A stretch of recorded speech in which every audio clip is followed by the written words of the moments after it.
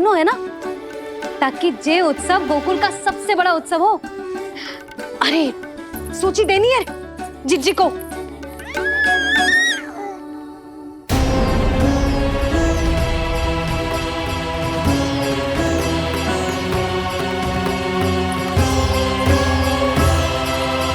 सबकी कोई आवश्यकता ना है। आवश्यकता ना है मतलब? कहना क्या चाहते हो आप? मैं ये कहना चाहता हूं कि यशोदा, सत्य तो ये है कि हमें दुख में ना अत्यधिक दुखी होना चाहिए और ना सुख में अत्यधिक उत्साहित। प्रसन्नता कितनी भी क्यों ना, हमें उत्सव संयम से ही मनाना चाहिए। इतने वर्ष संयम ही तो रखा था ना नंद जी। ये समय संयम का ना आनंद से बावले हो जाने का है। यशोदा, हम आयोजन छोटा ही करेंगे। मैं कुछ सोच समझ कर ही तो कह रहा हूं। पर क्यों? मुझे भी तो समझाओ। हर बात समझाने की ना होती यशोदा। अच्छा, पति पत्नी में भेद हो तो है? ठीक, मैं कोई भेद ना रखूं। जो भी अब तक मैंने तुम्हें ना बताया है वो सब बताऊं। ओहो, क्या कर रहे हो बाबा? कंस के बारे में कुछ बता मत देना मैया को। वो मंगला है ना, उसने आज शाम को ही बछड़ा दियो और भाद्रपद का मास लगभग बीतने को ही है, तो धीरे धीरे शरद ऋतु आ जाएगी, दूध की हानि भी कम हो जाएगी। हाँ? और वो सरजू है ना, उसको बैग जी ने पूरे पखवाड़े का विश्राम के लिए कहा है। क्यों? क्योंकि वो ठाट से गिर गए थे और गिरते समय उसे भीतरी चोट लग गई थी। अरे बस बस बस, ये सब मुझे क्यों बता रहे हो? इसका नामकरण से क्या संबंध? तुम्ही ने तो कही ना कि पति पत्नी के बीच में कोई भेद ना होता। तो मुझे जो भी बात पता है मैं तुम्हें बताऊंगा। कितनी समझदारी से बात बदल देते हो आप, और भोली भाली मैं आपकी बातों में आ जाती हूँ और इस सब में असली बात तो रह ही जाती है। किंतु आज बात मेरे लल्ला की है। उत्सव तो विशाल ही होगा और इस बारे में कछु और ना सुनूंगी मैं। आप लल्ला का ध्यान रखो, मैं जा रही हूँ रोहिणी जीजी के पास। यशोदा,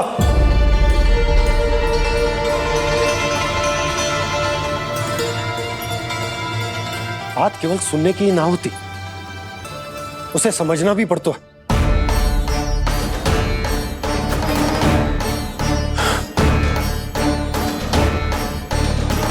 विश्वास है ना मुझ पर? मैं कुछ सोच समझ कर ही कर रहा हूँ ना। उत्सव तो छोटा ही होगा।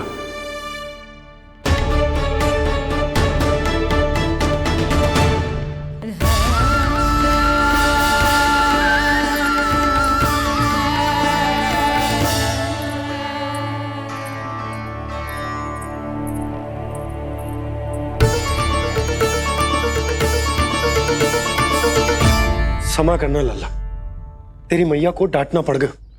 आपको मेरी सुरक्षा की चिंता है बाबा, समझता हूँ मैं, इसलिए आपने ये निर्णय लिया है। समझ में नहीं आता, कब कौन सा निर्णय क्यों लेते हैं आप? यदि कंस को समझना इतना आसान होता तो कंस नहीं होता। ये नया सिंहासन उसके लिए है जो मेरा विश्वास पात्र बनेगा। मेरे दाहिने हाथ की तरह मेरे मन के सबसे निकट होगा वो। मंत्री परिषद में विशेष स्थान की प्राप्ति होगी। मेरे बाद पूरे राज्य के लिए उसी का वचन होगा। शासन। किंतु ये अधिकार केवल उसे प्राप्त होगा जो मेरी परीक्षा में उत्तीर्ण होगा, मेरा सबसे महत्वपूर्ण कार्य करेगा वो। इसलिए जाओ, कह दो सभी बाहुबलियों को, महाबलियों को, दैत्यों को, दानवों को, प्रेतों को, पिशाचों को सभी को ये सूचना दे दो। ना ना ना ना, सूचना नहीं, चुनौती दो कि यदि साहस है तो आए, मेरी परीक्षा में उत्तीर्ण हो और इस सिंहासन पर बैठने का अधिकार प्राप्त कर ले। जाओ। और हां, ये अवश्य कहना कि केवल वही आए जिनके हृदय में साहस का ज्वालामुखी धधकता हो, जिनकी तलवारें पर्वतों का सीना चीरने को व्याकुल हो, जिनकी संकल्प शक्ति इतनी दृढ़ हो कि मृत्यु से टक्कर ले लें। कायर नहीं चाहिए मुझे। जाओ। महाराज, आप जिसे भी ये विशेष पद देंगे, भविष्य में यदि वही हमारे शीश पर बैठ गया तो क्या करेंगे आप? पहले ऐसा कोई योद्धा सामने तो आए अस्ति, जो उस विष्णु के अवतार का संहार कर सके।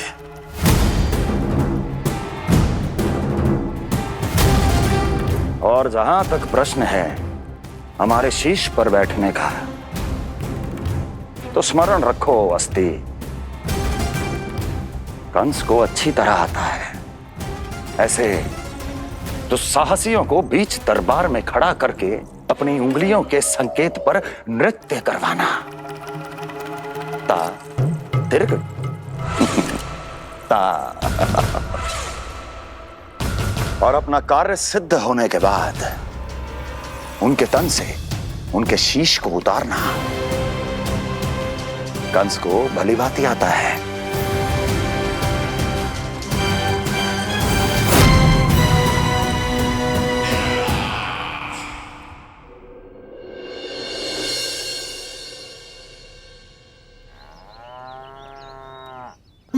पूरे 100 दिन का होगा हुआ तो लल्ला, कम से कम 100 व्यक्ति तो आने चाहिए थे ना तेरे और तेरे दाऊ के नामकरण में।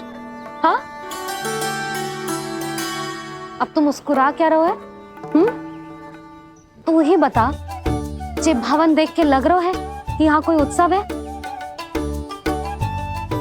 बिना अतिथियों के कैसा उत्सव और कैसा आनंद, तू ही बता। पर मैं करूं भी तो क्या?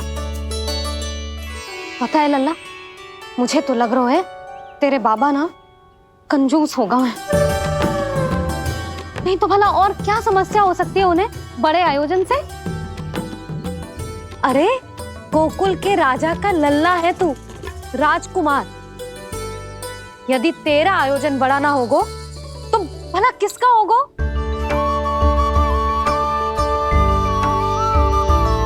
मेरी भूल है, मैं भोली हूं, इसीलिए व्यर्थ में तेरे बाबा की बातों में आ गई।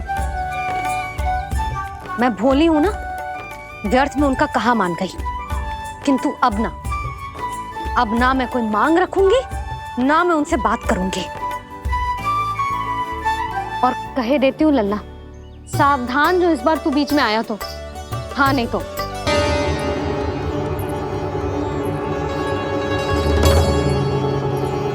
क्या होगा?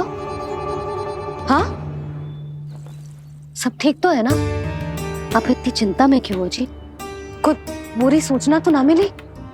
अब जे मत ही कहना कि जे भी मुझसे छुपाना पड़ेगा। जो भी है मुझे बताओ। पंडित सदानंद जी महाराज वो नामकरण के लिए ना आ सके। उनकी बिटिया के पांव भारी, उसे लिवाने वो समधियाने गए। ये तो शुभ समाचार है।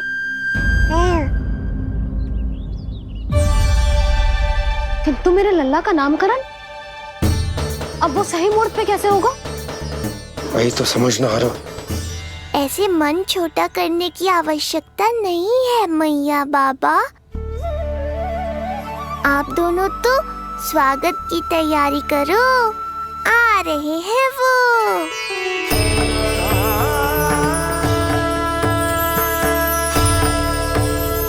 लो, आ गए वो जिनकी मुझे प्रतीक्षा थी। आप दोनों व्यर्थ ही चिंता कर रहे थे।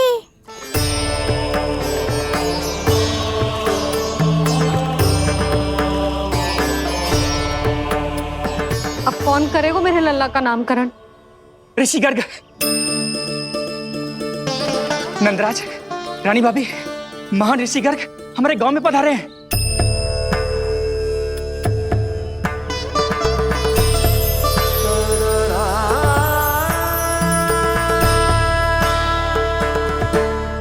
ऋषि गर्ग गोकुल में?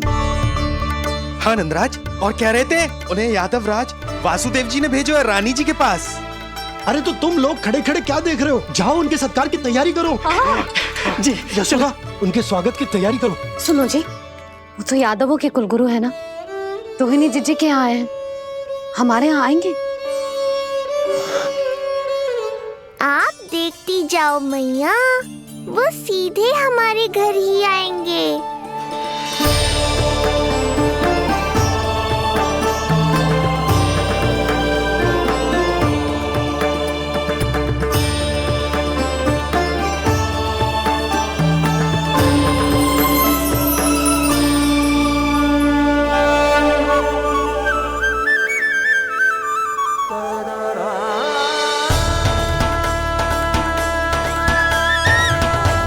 ये क्या हो रहा है मुझे?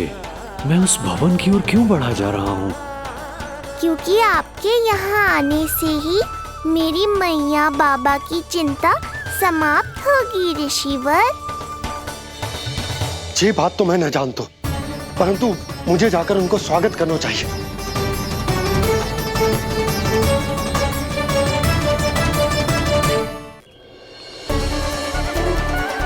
गुरुदेव,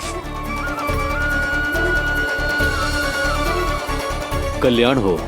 भगवान श्री नारायण के महान भक्त आज हमारे गांव में पधारे। हमारा जीवन सफल है गयो आज। वो भवन आपका है नंदराज? आपके शुभ चरण पड़ेंगे तो हमारा जय भवन पवित्र हो जाएगा।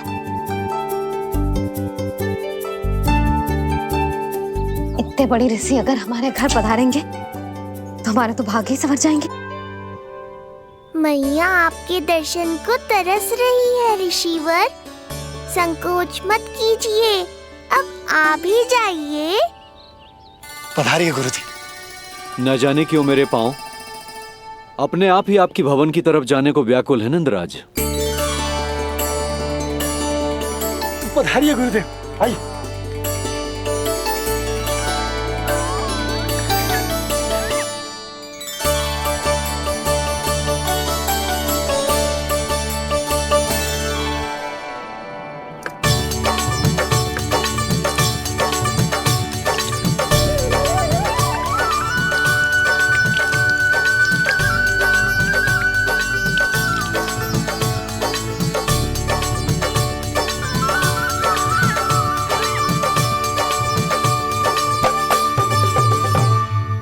कल्याण हो।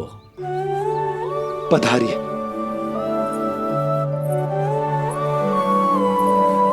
आया तो था मैं रानी रोहिणी के भवन में, पर पता नहीं कैसे यहाँ खींचा चला आया। विराजिए गुरुदेव।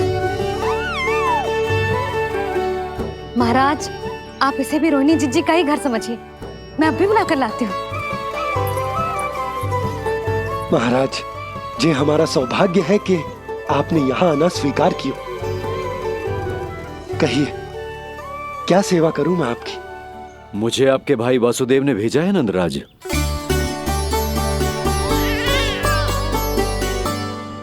प्रणाम गुरुदेव। स्वामी जी ने आपसे इतनी दूर आने का आग्रह किया है, अवश्य ही कोई बड़ा कारण होगा।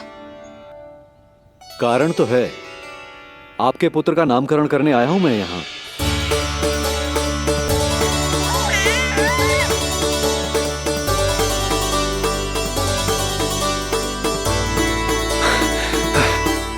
ऋषिवर, तब तो आप अत्यंत ही शुभ दिन पधारे।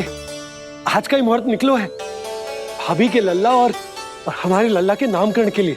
परंतु पंडित जी गांव से बाहर हैं, इसीलिए आप।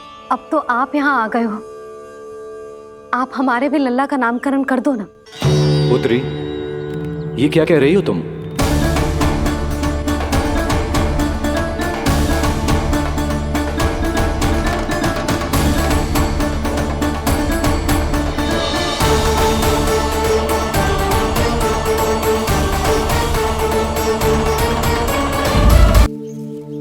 आप हमारे भी लल्ला का नामकरण कर दो ना। पुत्री, ये क्या कह रही हो तुम? विनती कर रही हूँ, और मेरी जे आग्रह अस्वीकार मत ही करो। आप दोनों भाइयों का नामकरण एक साथ हो जाएगा।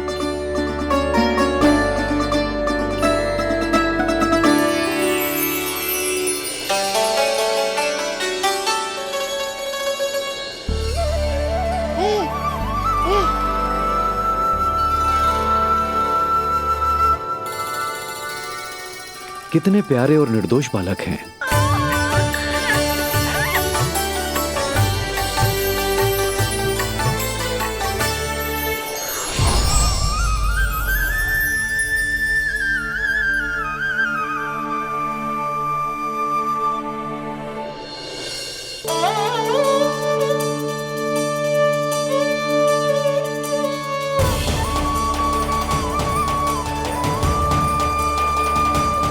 इन दोनों को देखकर गुरुदेव की आंखों में आंसू क्यों आ गए?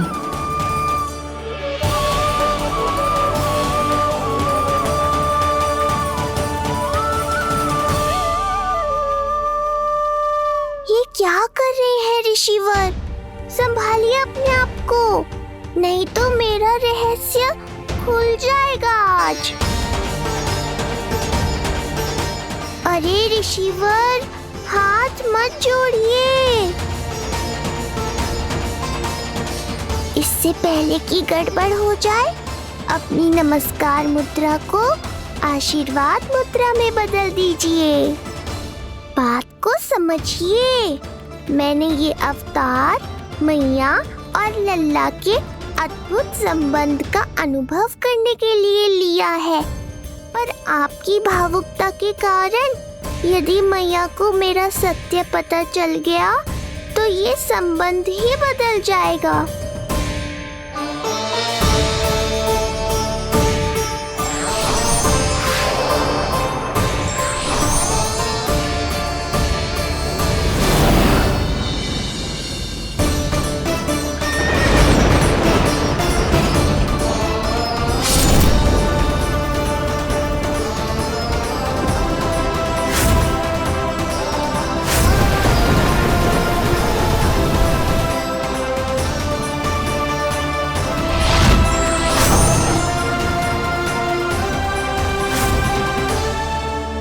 अब आप सब कुछ जान चुके हैं ऋषिवर, इसलिए अब मेरे सामने हाथ जोड़कर मेरे सत्य को उजागर मत कीजिए।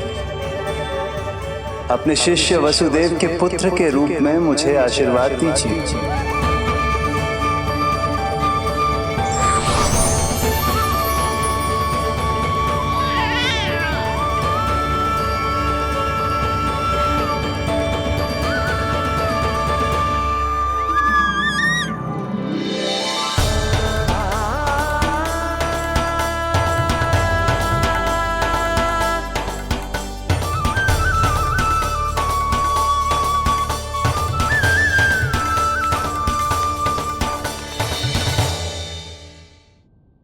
ऋषिवर, आप मौन क्यों हैं?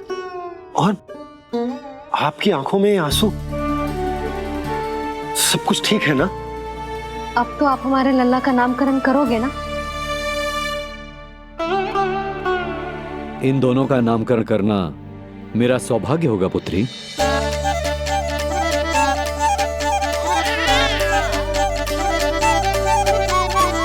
परंतु ये गोपनीय रूप से करना होगा।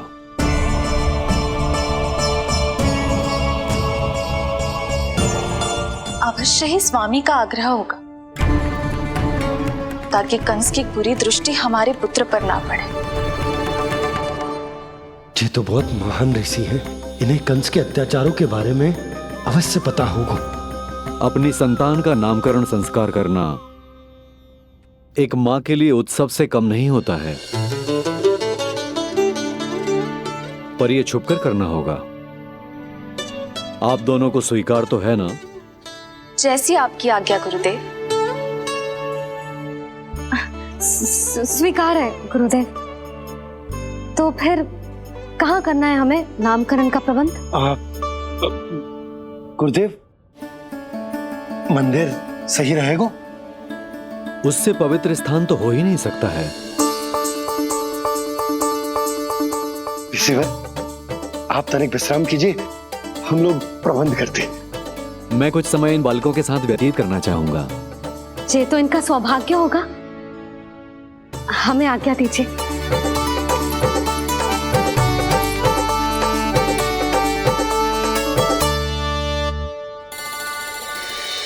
प्रभु, स्वयं भगवान होकर भी आपको बंदी गृह में जन्म लेना पड़ा। अब अपनी मां को छोड़कर दूसरी मां के यहां पलना पड़ रहा है। जब से गोकुल आए हैं, छुप छुप कर रहना पड़ रहा है। इतनी नन्ही सी अवस्था में दुष्ट कंस के कितने ही आक्रमणों का सामना कर चुके हैं आप। और जिस उत्सव में सभी सप्तऋषियों और सभी देवी देवताओं को साक्षी बनकर आना चाहिए, उस नामकरण उत्सव को यहां एकांत में करना पड़ रहा है। क्यों प्रभु, इतने कष्टों को सहकर ये अवतार क्यों लिया है आपने? दुष्टों का नाश करने के लिए, धर्म की स्थापना करने के लिए और सबसे अधिक मैया की ममता का अनुभव करने के लिए। पर इसके लिए इतने कष्ट?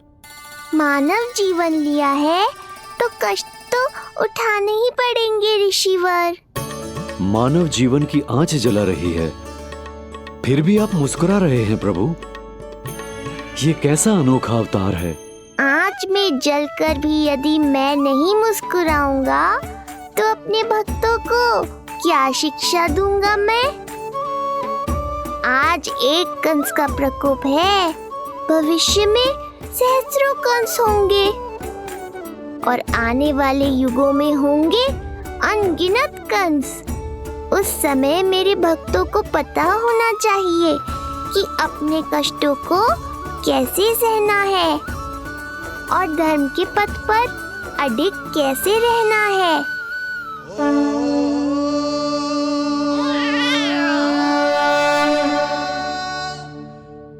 आप धन्य हैं प्रभु।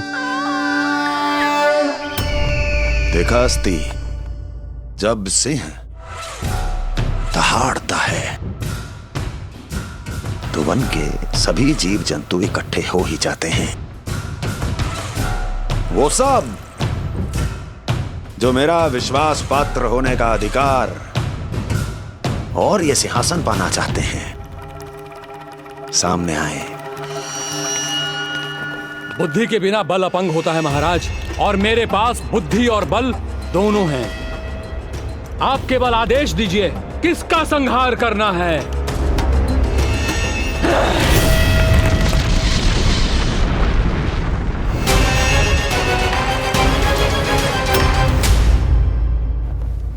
सारी तैयारी हो गई।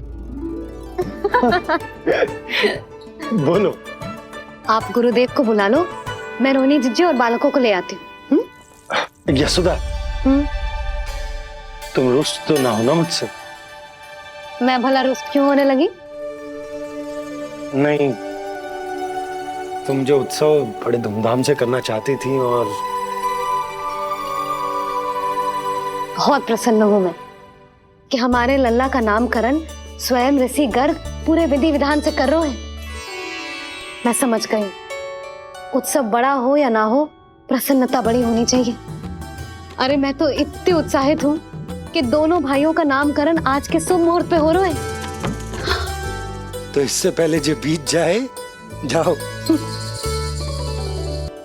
आप ही बुला लो।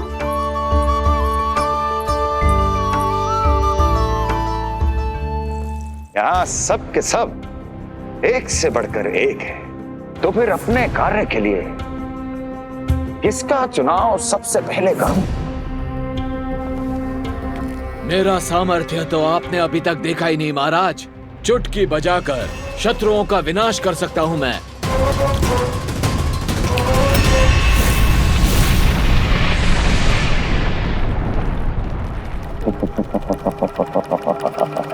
वाह! किंतु आपने तो बताया ही नहीं कि करना क्या है। वध करना है, एक नवजात बालक का वध। उसे साधारण बालक मत समझना। गोकुल में नंद के घर पल रहा वो बालक विष्णु का अवतार है।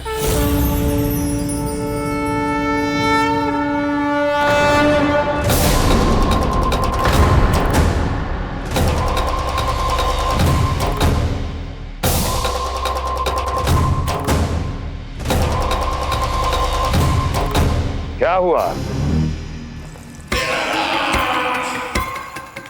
इतना सन्नाटा क्यों छा गया? क्षमा कीजिए महाराज, पर मैं नन्हे बालकों के साथ हिंसा नहीं करता। विष्णु अवतार बड़ा छलिया है महाराज, मैं उसका मुख भी नहीं देखना चाहता।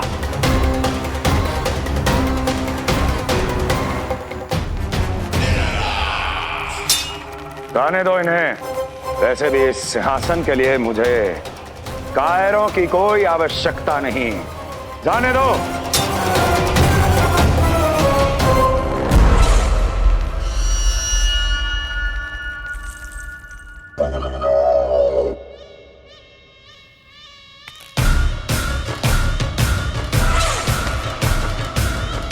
दुर्जन,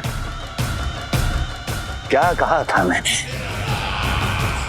मैंने कहा था केवल वही आए जिनके हृदय में साहस का ज्वालामुखी धधकता हो, जिनकी तलवारें पर्वतों का सीना चीरने के लिए व्याकुल हो, जिनकी संकल्प शक्ति इतनी दृढ़ हो कि वो मृत्यु से टक्कर ले जाए।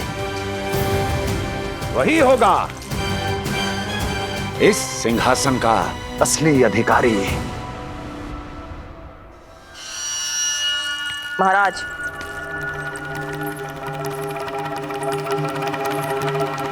ना तो आपके दिए इस सम्मान का कोई मूल्य रह गया है और ना ही आपके भय का।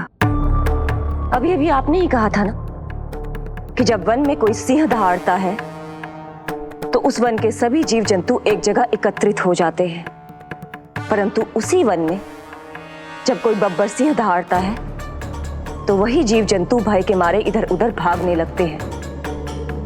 निश्चित ही वो बालक इन सब के लिए बब्बर सिंह बन चुका है। उसका भय हमारे साम्राज्य की नींव हिला रहा है महाराज।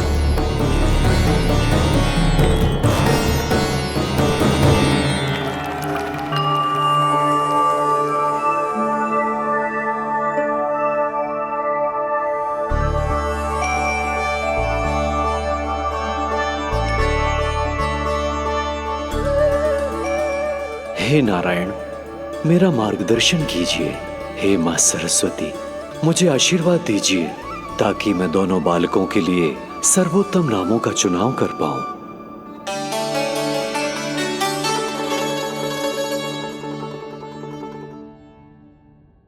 आपके पुत्र को बड़े भाई के कर्तव्य का निर्वाह करना है और इस दायित्व को प्रभु श्री राम से अच्छा किसने निभाया है?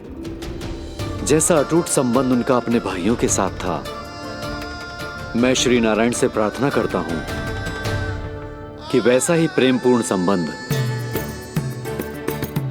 इसका भी अपने छोटे भाई के साथ हो।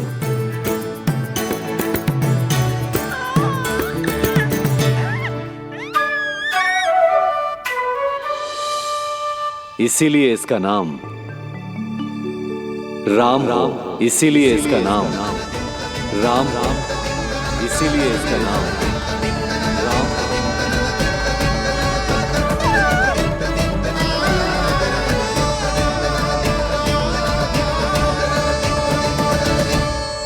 बड़े भाई में आदर्श, न्याय, संकल्प बल के साथ साथ शारीरिक बल भी होना चाहिए। मैं देख पा रहा हूं ये बालक इन सब बलों के लिए जाना जाएगा। इसलिए जो नाम इसके व्यक्तित्व के लिए सबसे उचित है वो है बलराम। बलराम, बलराम।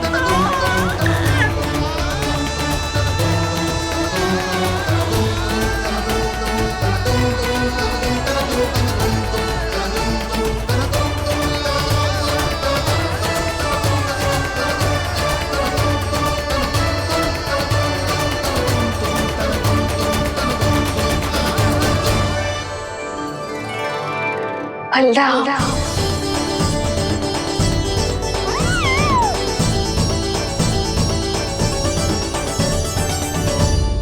तो फिर उसका नाम बल राम रखना। कैसा अद्भुत संयोग है रिसीवर।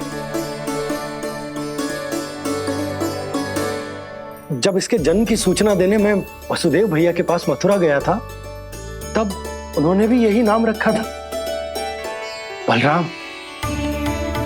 ये संयोग नहीं, नारायण की इच्छा है नंदराज। बलराम से अधिक उपयुक्त नाम इस बलराम के लिए कुछ और हो ही नहीं सकता है। पर मैं तो दाऊ कहकर ही बुलाऊंगा इन्हें, बलदाऊ।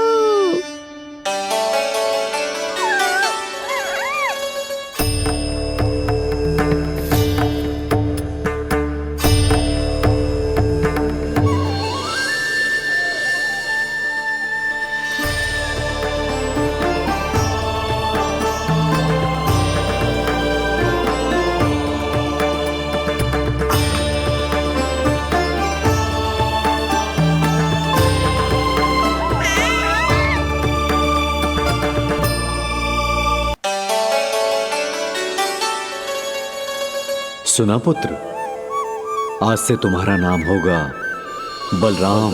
बलराम बलराम।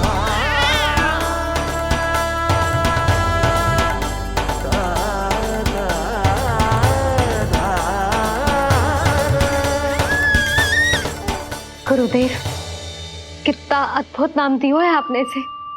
अब मेरे लल्ला को भी ऐसा ही कोई उत्तम सा नाम दे दो।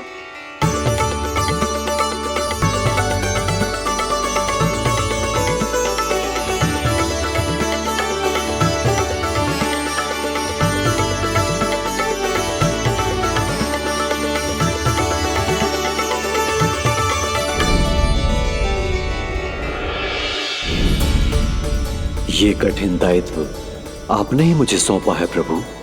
इसे निभाने की क्षमता भी आप ही दीजिए।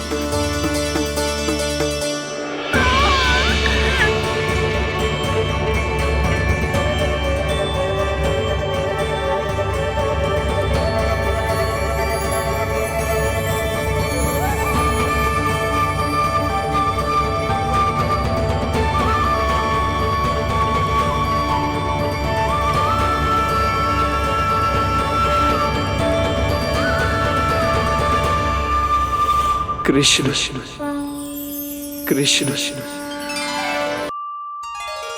कृष्ण।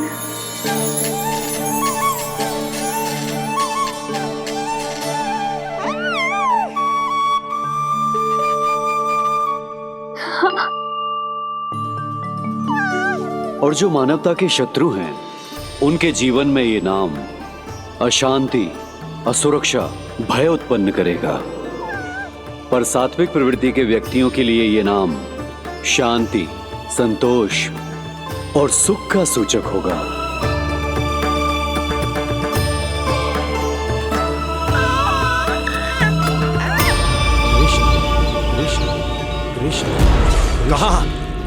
कहां से आ रही है ये ध्वनियां? कहां से आ रही है ये ध्वनियां?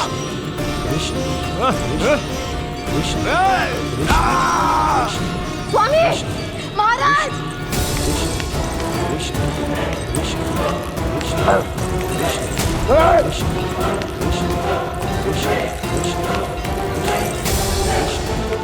कैसी ध्वनि महाराज?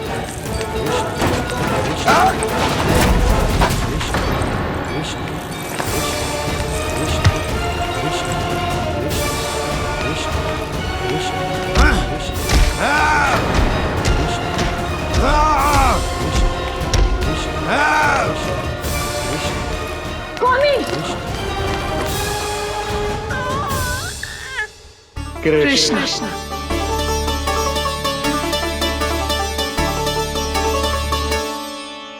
कृष्ण,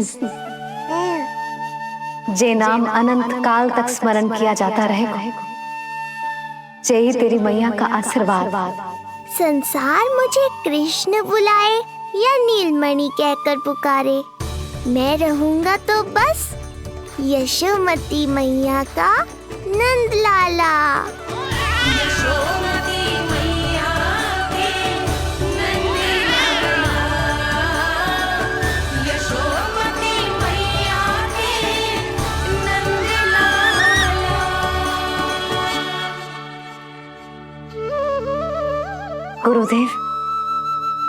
आपने मेरे लल्ला को इतना प्यारा नाम दियो है, उसके लिए आपका बहुत बहुत धन्यवाद।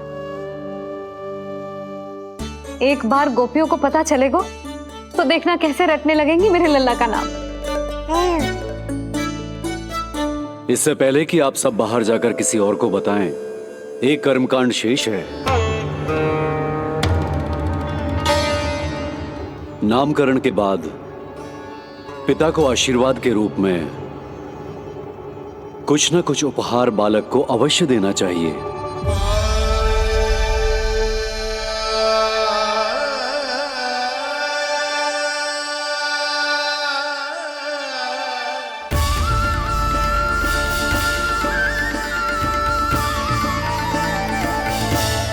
मैं क्या दूं?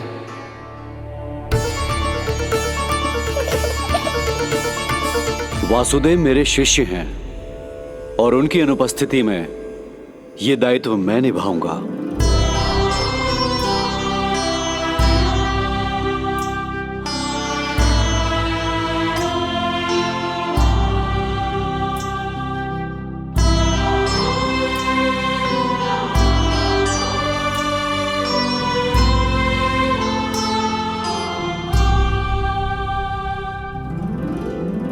इसे अपने पिता की ओर से स्वीकार करो पुत्र।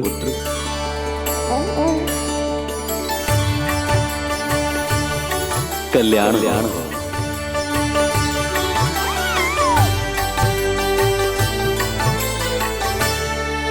क्या दूं मैं इसे?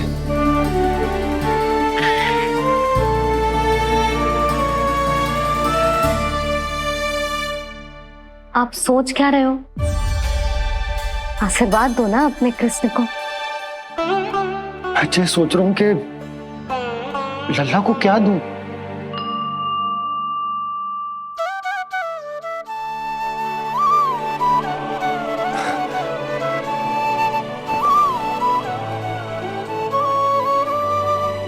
लल्ला, तू स्वयं ही बता दे, तुझे क्या चाहिए?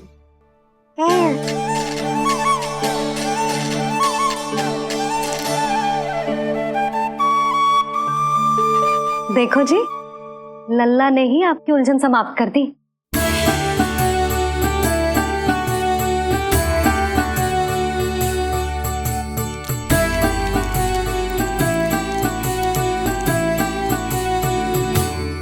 मेरा आशीर्वाद कि तेरा ये नाम कृष्ण तेरी प्रजा के लिए बहुत हितकारी हो। गुरुवर, आप भी इसे आशीर्वाद दें। जिनके आशीर्वाद से ये पूरा संसार संचालित होता है, उन्हें मैं क्या आशीर्वाद दूं?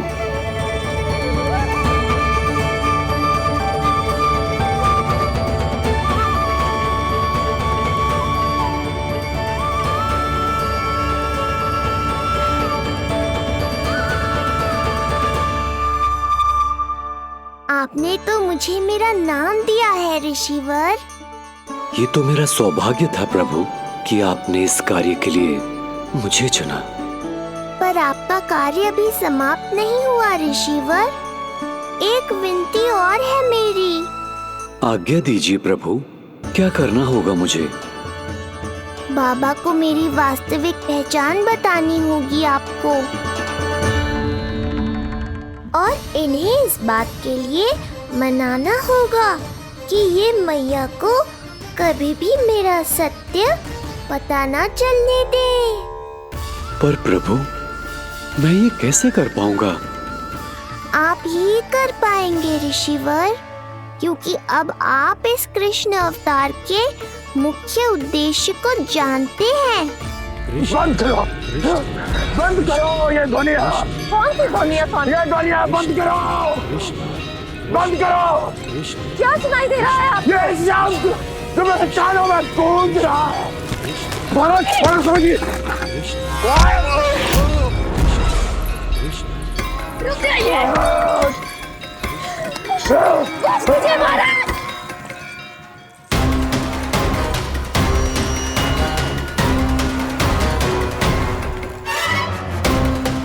आप भूल रहे हैं कि आप मथुरा नरेश है, कंस है आप।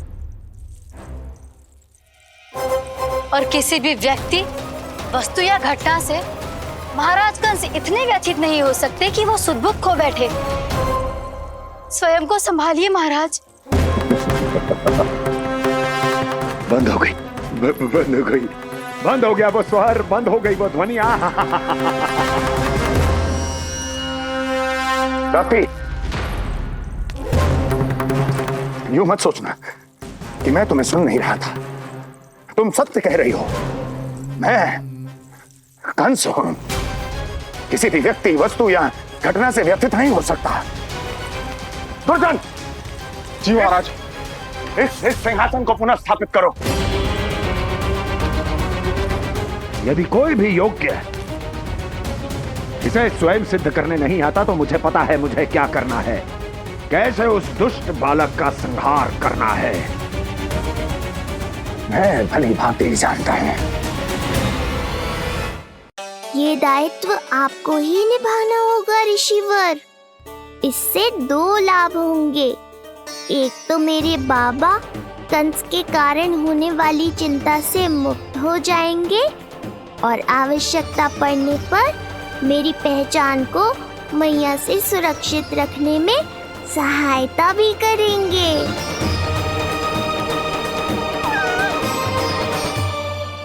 नंदराज, अब बलराम और कृष्ण दोनों को भूख लग गई होगी।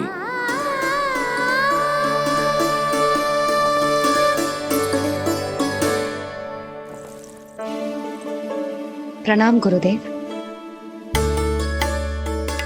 प्रणाम गुरुदेव।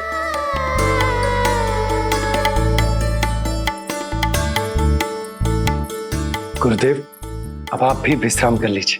नहीं नंदराज, मुझे शीघ्र ही मथुरा पहुंचना है। राजा वासुदेव और रानी देवकी मेरी प्रतीक्षा कर रहे होंगे। पर इससे पहले कि मैं जाऊं, मुझे आपको कुछ बताना है।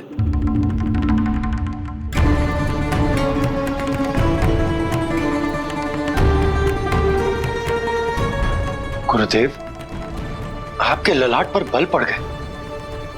सब कुछ ठीक तो है ना? कहीं आप मुझे कंस के बारे में तो ना बताना चाहते? गुरुदेव, मैं जानता हूं कि कंस नवजात शिशुओं की हत्या करवा रहा है।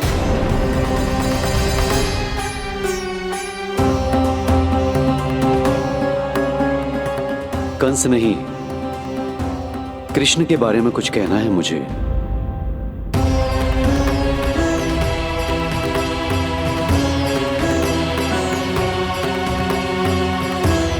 बताइए गुरुवर।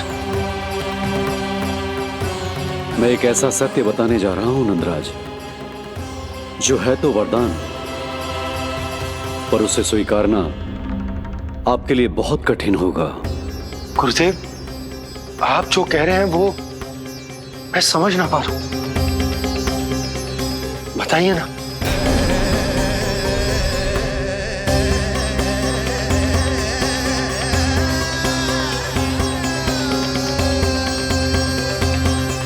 बताइए ना गुरुवर।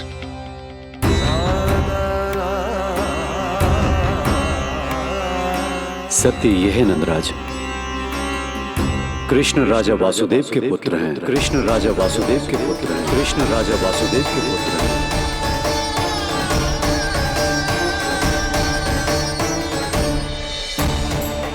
और वो कोई साधारण बालक नहीं है, स्वयं श्री हरि विष्णु के अवतार हैं। और वो कोई साधारण बालक नहीं है, स्वयं श्री हरि विष्णु के अवतार हैं।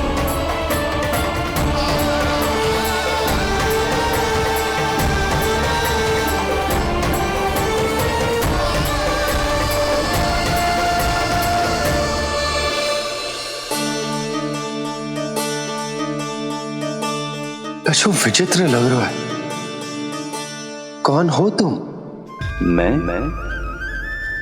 हूं श्री विष्णु का अवतार। शिव, ये कैसे संभव है गुरुदेव? वो तो नन्हा सा बालक,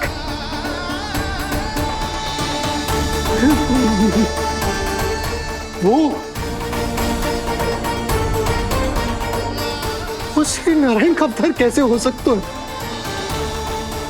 और गुरुदेव, आप ये सोच भी कैसे सकते हैं कि वो मेरा लल्ला वसुदेव भैया का पुत्र है? यही सत्य है नंदराज। पिछले जन्म में मिले वरदान का फल है ये।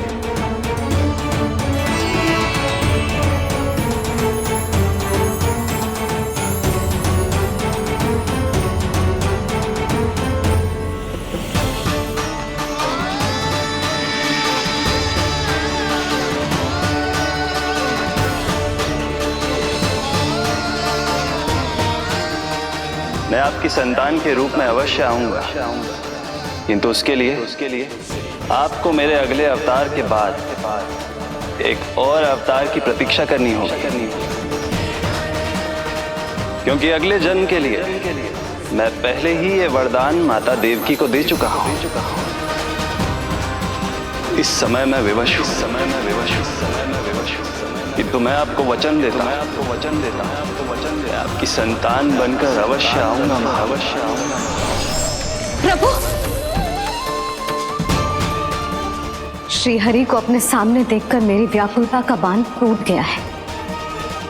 2 जन्म बहुत बड़ा समय होता है स्वामी।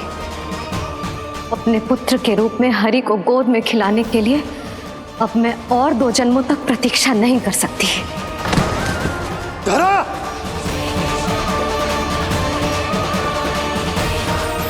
माता देवकी को मैं पहले ही वचन दे चुका हूं, इसलिए विधि के विधान के अनुसार मुझे उन्हीं का पुत्र बनकर जन्म लेना होगा। किंतु आपकी आतुरता का अनुभव करने के बाद अब मैं भी आपका स्नेह पाने से स्वयं को और वंचित नहीं रख सकता। ये जो भी हो रहा है प्रभु की ही लीला है। कृष्ण के जन्म के तुरंत बाद भगवान विष्णु के आदेश पर वासुदेव जी के यहां आना पड़ा और आपकी और रानी यशोदा की पुत्री को अपने पुत्र के साथ बदलना पड़ा और इस तरह कृष्ण आपके और रानी यशोदा के पुत्र बन गए।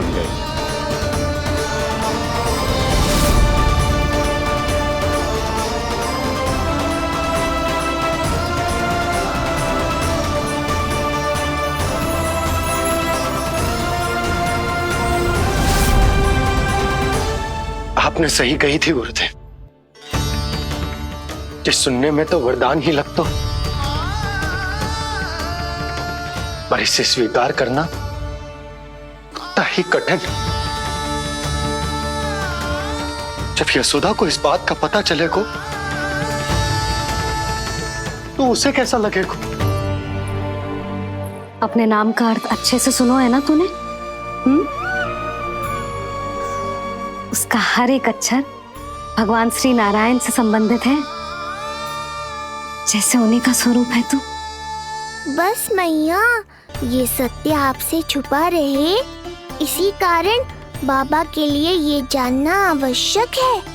फिर चाहे इसे स्वीकार करना उनके लिए कितना भी कष्टदायक क्यों ना हो। नहीं नंद, ये सत्य उन्हें आप नहीं बताएंगे।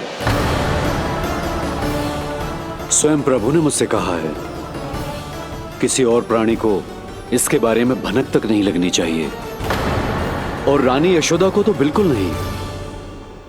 गुरुवर, कंस के आक्रमणों की जानकारी यशोदा से पहले ही छुपा कर रखना कठिन था।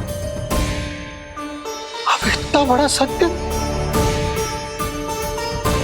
मैं यशोदा से कैसे छुपाऊंगा? आपको छुपाना ही होगा नंदराज, यही प्रभु की इच्छा है।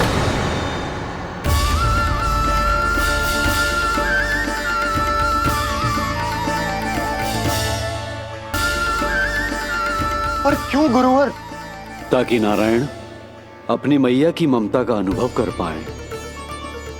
यही तो उनके अवतार का मुख्य उद्देश्य है। मुख्य उद्देश्य? हाँ नंदराज, नर नारायण के अवतार में अपनी तपस्या करते समय प्रभु ने जो अनुभव किया था, उसके कारण ममता के सुख का अनुभव करने के लिए प्रभु व्याकुल हो उठे थे। ऐसा क्या हुआ था, मुझे भी बताइए।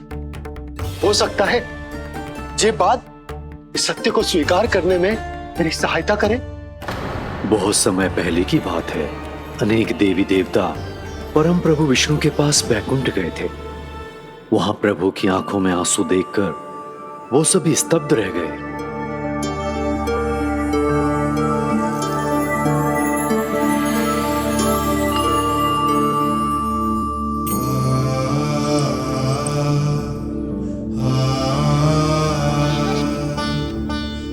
प्रभु,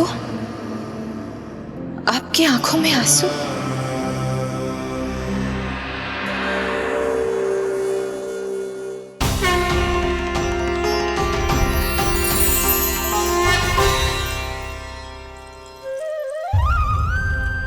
चिंता मत कीजिए, आप सब तो जानते हैं हिरण्यकश्यप को मारने के लिए मैंने नरसिंह अर्थात आधे मानव और आधे सिंह के रूप में अवतार लिया था। उस राक्षस का वध करने के बाद नर और सिंह दोनों भागों ने अलग अलग होकर नर और नारायण के रूप में पुनः जन्म लिया। वर्तमान में वो दोनों बद्रिकाश्रम में तपस्या कर रहे हैं।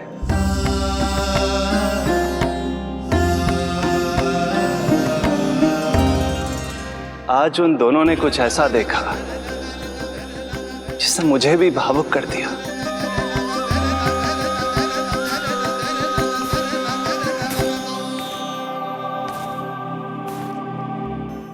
सखा, ये युवक कौन है? निकट के एक गांव के धनी व्यापारी का पुत्र है ये।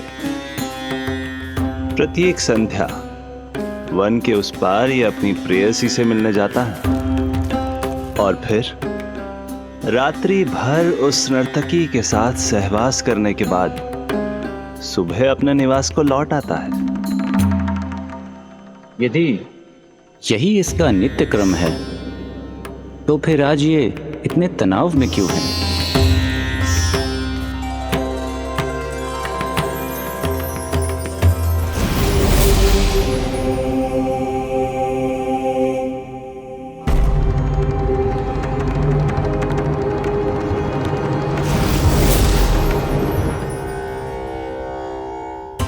कल रात्रि प्रेम क्रिया के मध्य उस नर्तकी ने इससे पूछा, ये सबसे अधिक प्रेम किससे करता है? जब इसने कहा तुमसे, तो वो बोली, तुम्हें अपने प्रेम को सिद्ध करना होगा। अपनी मां के हृदय को उसके तन से अलग कर मुझे सौंपना होगा। मां का हृदय? क्या हुआ प्रभु? वो लाया अपनी मां का हृदय?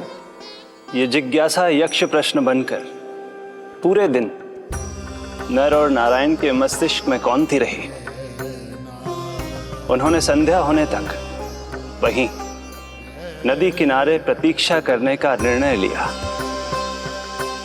ताकि वो ये जान सके कि क्या वो युवक अपनी क्रूर प्रेयसी को छोड़ेगा या वासना में अंधा होकर अपनी ही माता की हत्या करने का जघन्य अपराध करेगा। अब उसके वन पार करने का समय बीत चुका है। युवक ने विवेक का परिचय दिया है सखा। हे प्रभु, आपका कोटि कोटि धन्यवाद।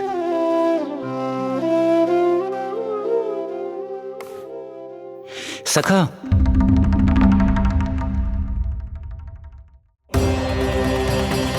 सखा मुझे बताओ, जो अकल्पनीय था कहीं वो घट तो नहीं गया?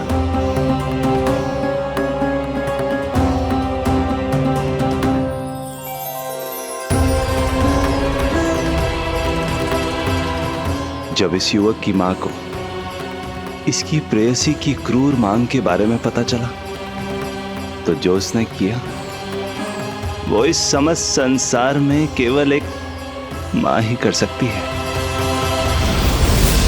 बस इतनी सी बात?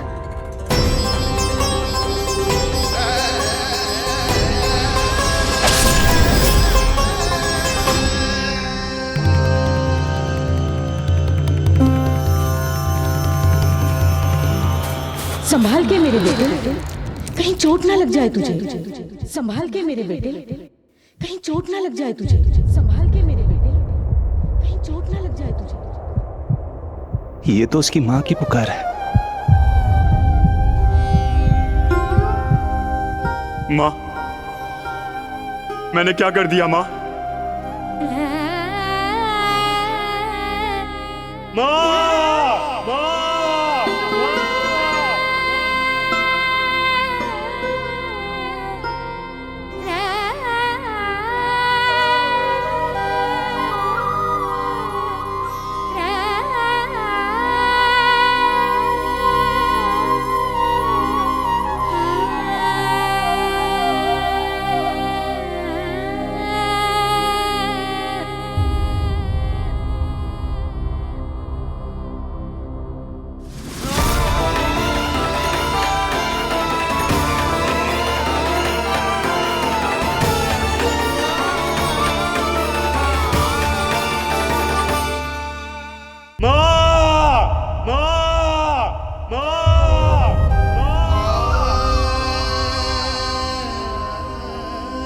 इस घटना से केवल नर और नारायण ही भावुक नहीं हो गए थे, बल्कि बैकुंठ में बैठे श्री हरि की आंखों में भी आंसू आ गए थे।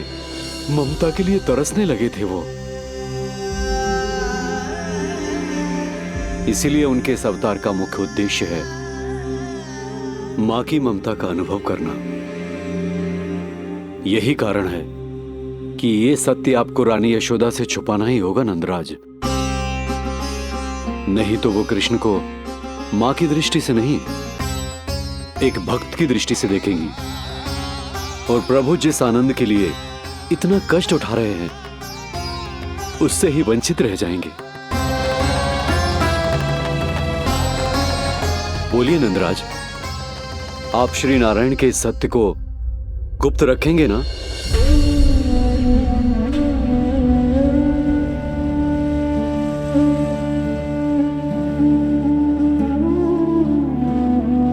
प्रभु ने मुझे कैसी दुविधा में डाल दिया है गुरु। यशोदा से तो ये सत्य मैं छुपा भी लूंगा, परंतु स्वयं से कैसे छुपाऊंगा? और बाबा होने को सुख, उसको अनुभव कैसे कर पाऊंगा? जो हो रहा है और जो भी होता है सब उनकी ही इच्छा से होता है नंदराज। इसलिए आगे का मार्ग भी वही दिखाएंगे। अब मैं चलता हूं नंदराज। राजा वसुदेव और रानी देवकी नामकरण के बारे में जानने के लिए व्याकुल हो रहे होंगे।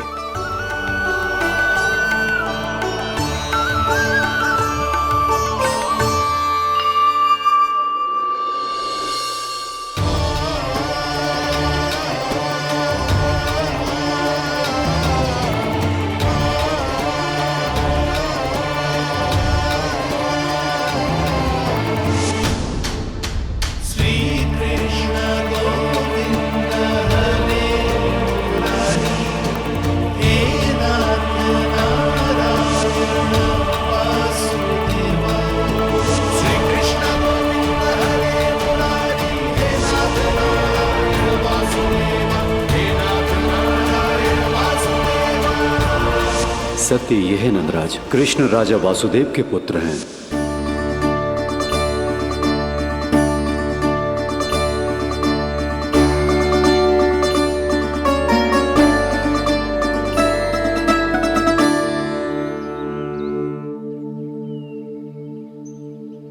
नंदराज, अपने आप को संभालिए और शांत चित्त से घर लौटिए। और हां, स्मरण रखिए कि प्रभु ने आपको बहुत ही बड़ा उत्तरदायित्व सौंपा है, आपको उसे निभाना ही होगा।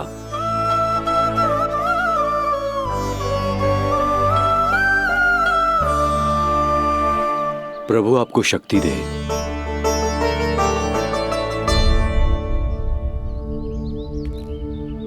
आप बहुत सौभाग्यशाली हैं नंदराज। जो प्रभु आपके घर पल रहे हैं उनके बारे में सोचिए। जिनके यहाँ प्रभु ने जन्म लिया है, वो दोनों तो प्रभु की बाल लीलाओं से पूरी तरह से वंचित हैं।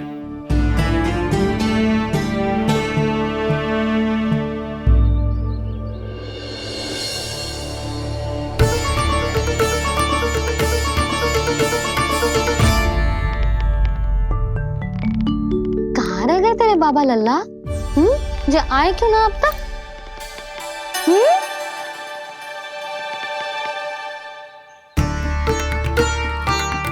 मेरा लल्ला मेरा ना है, वो तो मेरे आराध्य नारायण का अवतार, और ये बात मुझे यशोदा से छुपानी।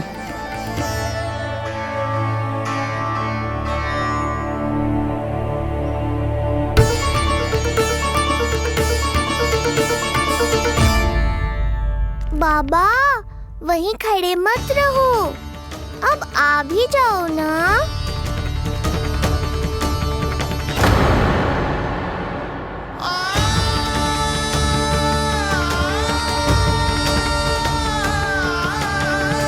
एक पग भी आगे बढ़ाने का साहस ना हो रो मेरा। हे प्रभु, आप ही बताओ, अपने आराध्य को, अपने इष्ट देव को अपने लल्ला के रूप में कैसे देख पाऊंगा मैं जानता हूँ बाबा, ये बहुत कठिन है, पर भीतर तो आओ।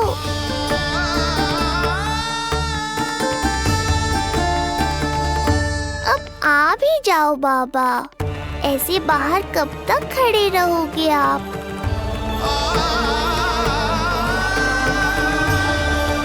बस बाबा, बस आ जाओ भीतर, आ जाओ, आओ ना, आओ ना।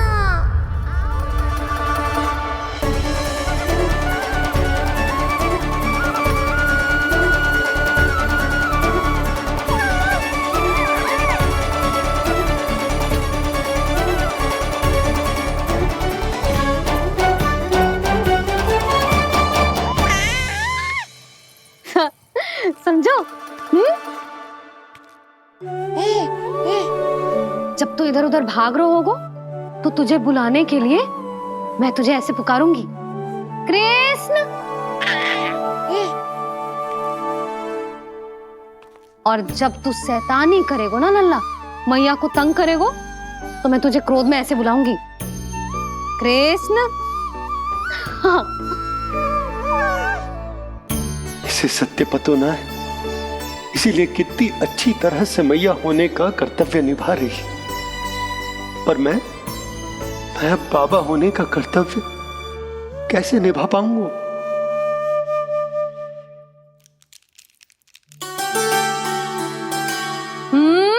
सावधान। इतनी अच्छी लगी तुझे बाबा की दीजे माला, कि मुंह में ले लियो तूने? मुंह में लेने की वस्तु ना है लल्ला। जैसे यशोदा आपको एक मैया की तरह सीख दे रही है, मैं आपको बाबा की तरह शिक्षा कैसे दे पाऊंगा प्रभु?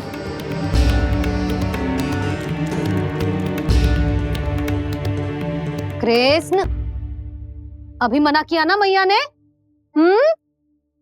ये तो प्रभु को ही डांट रही है। सावधान, जो फिर से मुंह में लिया तो। यशोदा, तुम्हें पता भी है तुम किस पर क्रोधित हो रही हो? हाँ, अपने लल्ला पर। और किस पर? मेरे कहने का अर्थ ये है कि तुम्हें सच में पता भी है जे कौन है? स्वयं प्रभु ने मुझसे कहा है, किसी और प्राणी को इसके बारे में भनक तक नहीं लगनी चाहिए, और रानी यशोदा को तो बिल्कुल नहीं, और रानी यशोदा को तो बिल्कुल नहीं, और रानी यशोदा को तो बिल्कुल नहीं। यही कहना चाहते हो ना आप कि मैं गोकुल के राजकुमार को डांट रही हूँ? अरे पर मैया और बाबा का स्थान तो हर पद से ऊंचा होता है ना जी। माँ और बाबा को तो अधिकार होता है ना प्रेम करने का भी और भूल पर डांटने का भी। बस यही बात आपको समझनी है बाबा, फिर सब पहले जैसा हो जाएगा। मैं समझता हूँ जे, पर ये विचार के ये केवल हमारा पुत्र ना है, ये स्वयं नारायण का अवतार भी है। इसे अपने मन से निकाल ना पा रहा हूं मैं। ओहो, आपको समझाना तो मैया को संभालने से भी अधिक कठिन है बाबा। लल्ला, अरे लल्ला। जशोदा जी, आपने हमें नामकरण के लिए ना बुलायो। कोई बात ना है, लेकिन ये तो बताओ कि लल्ला का नाम क्या रखो है। हाँ भाभी, बताओ ना। हाँ जीजी, अब और प्रतीक्षा ना हो रही हमसे। इसका नाम रखो है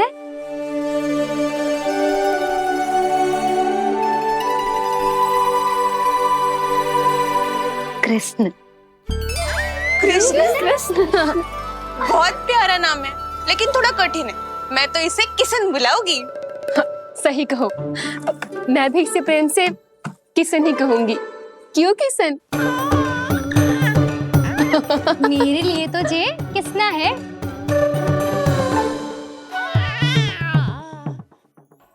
क्या कर रही हैं ये सब?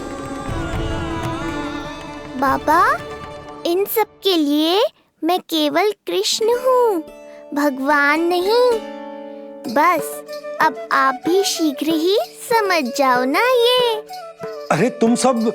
हाँ हाँ, बुरा मुझे भी लग रहा है, जो सारी की सारी पहले ही दिन मेरे लल्ला का नाम बिगाड़ रही हैं। किंतु इसमें भी इन सब का प्रेम ही छुपा है, और हम सब तो प्रेम से भगवान को भी प्यारा सा नाम दे देते हैं, है ना? हाँ। सत्य तो ये है कि कृष्ण नाम बहुत अच्छा है, किंतु मैं भी अपने लल्ला को प्रेम का नाम देना चाहती हूँ। कान्हा बुलाऊंगी इसे, कान्हा बुलाऊंगी इसे, कान्हा बुलाऊंगी इसे।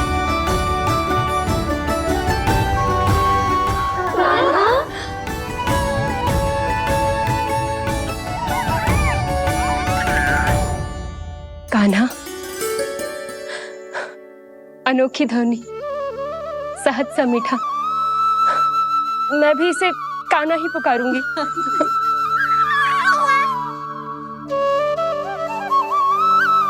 आप भी बुलाओ ना इसे। आप एक बार बुलाकर तो देखो, झट से पलट कर देखेगा आपको ये हमारा नटखट कान्हा। प्रभु, ये सब आपका सत्य ना जानती, पर मैं जानता हूं। अब इस मुख से आपका नाम केवल भक्ति भाव से ही निकल सकता है, वात्सल्य भाव से ना। जी की लल्ला का भी तो नामकरण हुआ था ना अपने लल्ला के साथ। हाँ भाभी, क्या नाम रखा गया है इसका? हाँ, बताओ ना। हाँ भाभी, बोलो ना। बताओ ना जीजी। ना, देखो, एक मैया से उसके लल्ला का नया नाम बताने का आनंद मैं ना छीन सकती। यदि तुम सबको कान्हा के दाऊ का नाम जानना है तो चलो सबके सब रोहिणी जीजी के पास। हाँ, सही कहो, सही कहो। मैं अभी आई। हाँ,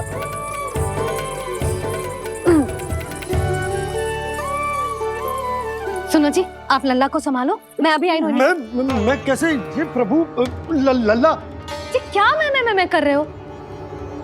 क्या हो गया आपको? मैं शीघ्र ही आ जाऊंगी। यशोदा, मुझसे दूर कब तक रहोगे बाबा?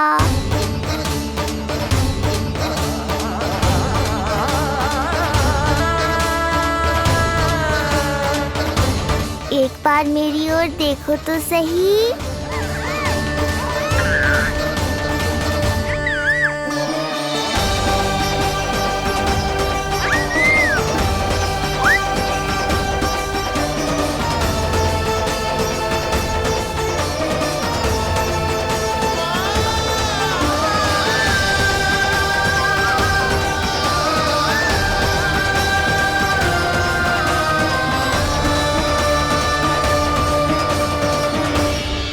प्रभु, मुझे दुविधा में डालकर आप मुस्कुरा रहे हो।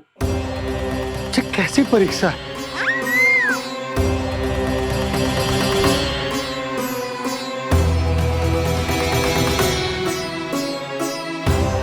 ये क्या कर रहे हैं आप?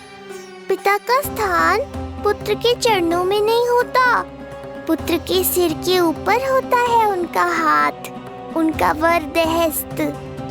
प्रभु, आप चाहते हो कि मैं आपका सत्य यशोदा को ना बताऊं। यशोदा चाहती है कि मैं आपको लल्ला की तरह अपने गोद में उठाकर आपसे बातें करूं।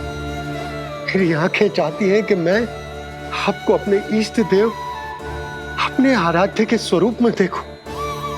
और मेरा हृदय चाहता है कि मैं आपको अपने पुत्र के स्वरूप में देखूं। अब आप ही बताओ प्रभु, अब मैं इस परिस्थिति में क्या करूं? मुझे कुछ समझ में ना आ रहा। आप ही का आसरा है प्रभु। आप ही को सहायता करनी होगी।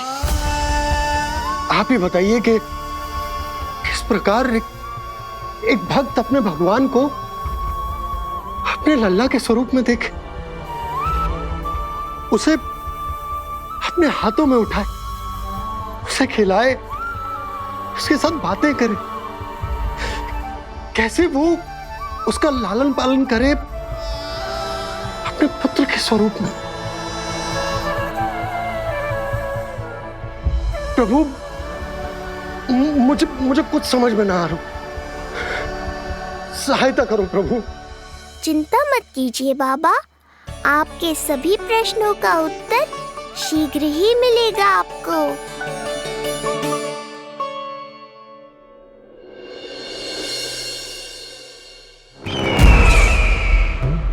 ऋषि गर्ग पधारे हैं महाराज।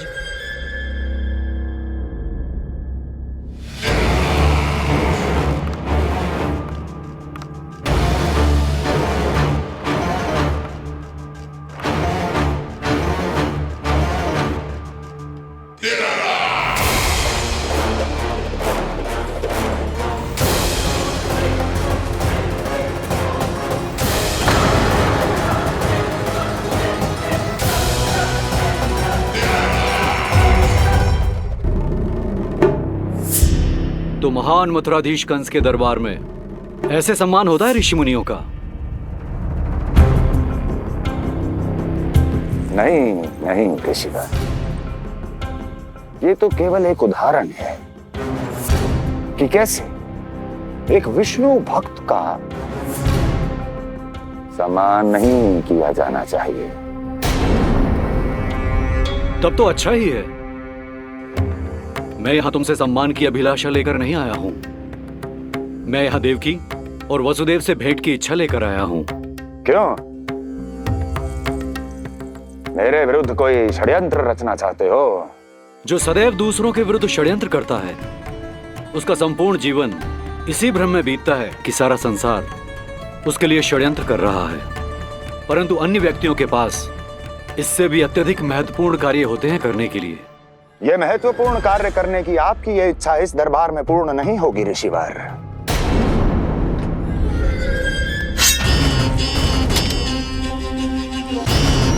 मैं आपको उन दोनों से भेंट करने की आज्ञा नहीं दूंगा। कैसे रोकोगे मुझे? कैसे? बड़ा ही विचित्र प्रश्न है, किंतु इसका उत्तर बड़ा ही सरल है ऋषिवर। जानते हैं मेरे दिन का आरंभ कैसे होता है? किसी ना किसी का संहार करके। और यदि एक संहार और हो जाएगा तो मुझे क्या अंतर पड़ेगा?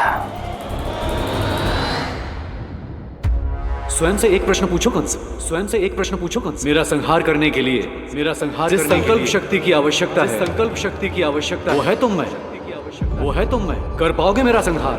जिस संकल्प शक्ति की आवश्यकता, जिस संकल्प शक्ति की आवश्यकता वो है तुम मैं कर पाओगे मेरा संहार? कर पाओगे मेरा संकल्प शक्ति की आवश्यकता है, संकल्प शक्ति की आवश्यकता। बोलो कंस, बोलो। यदि मैंने श्राप दे दिया, यदि मैंने श्राप दे दिया, कौन सा कवच तो तुम्हारा उसे सत्य होने से रोक पाएगा? उसे सत्य होने से रोक पाएगा? बोलो कंस, बोलो। यदि मैंने श्राप दे दिया, यदि मैंने श्राप तुम्हारा कौन सा कवच तो तुम्हारा उसे सत्य होने से रोक पाएगा, उसे सत्य होने से रोक पाएगा। ऋषिवर, यदि आपके हृदय में स्वामी के विरुद्ध षड्यंत्र करने की इच्छा नहीं है तो महाराज भी आपको किसी से भेंट करने से रोकना नहीं चाहेंगे, है ना महाराज?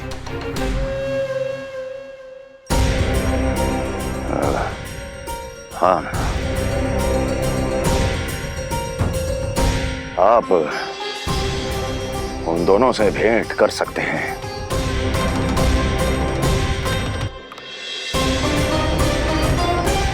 दुर्जन, इन सब पर दृष्टि रखो। अब सब कुछ सुनकर आना, सब कुछ भी छूटना नहीं चाहिए। जाओ।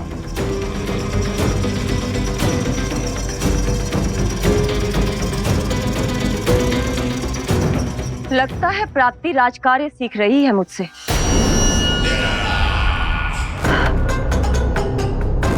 उचित समय पर सही सुझाव दिया तुमने प्राप्ति। अब आसानी से पता लग जाएगा कि ऋषिगढ़ के यहाँ आने का वास्तविक कारण क्या है महाराज।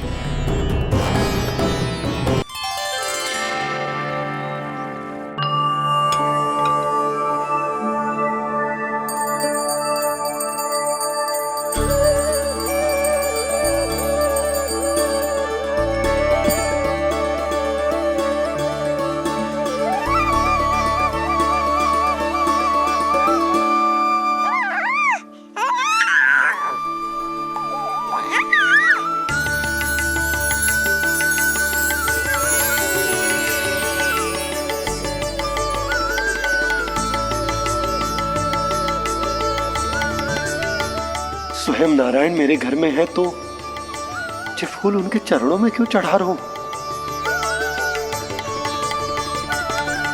तैयार हो मेरा लल्ला?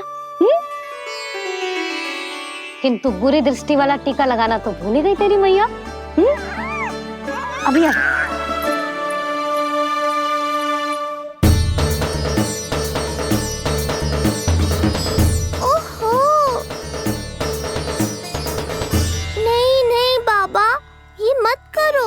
मैया आ रही है, उन्हें पता चल जाएगा।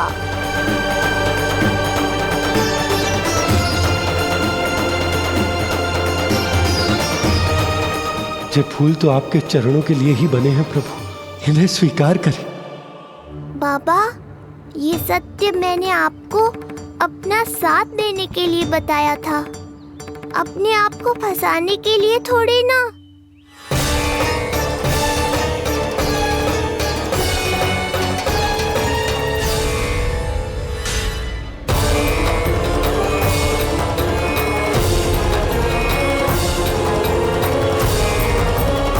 नारायण नारायण। प्रणाम पंडित जी। नंदराज जी, रानी जी, बिटिया के पांव भारी थे ना, तो सेलिवाने समधियाने चला गया था, वहां कुछ अधिक ही समय लग गया। आज वापस आया तो पता चलो कि स्वयं गर्ग ऋषि ने लल्ला का नाम रखो है, सो मिलने चला है। क्या नाम मिलो है इसे? उन्होंने लल्ला का नाम कृष्ण रखो है। उन्होंने लल्ला का नाम कृष्ण रखो है।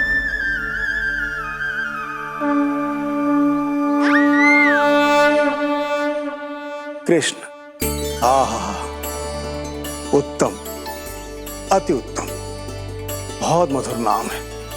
ऐसा लगता है जैसे आप स्वयं श्री नारायण का नाम ले रहे हैं।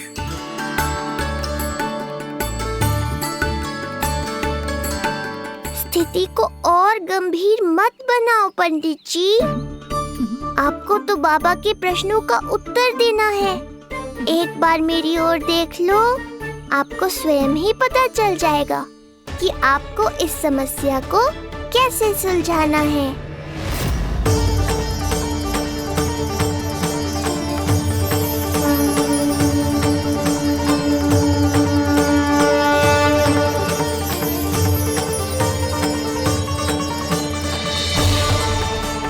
पंडित जी मेरे लल्ला को टकटकी बांध के देखे क्यों जा रहे हैं?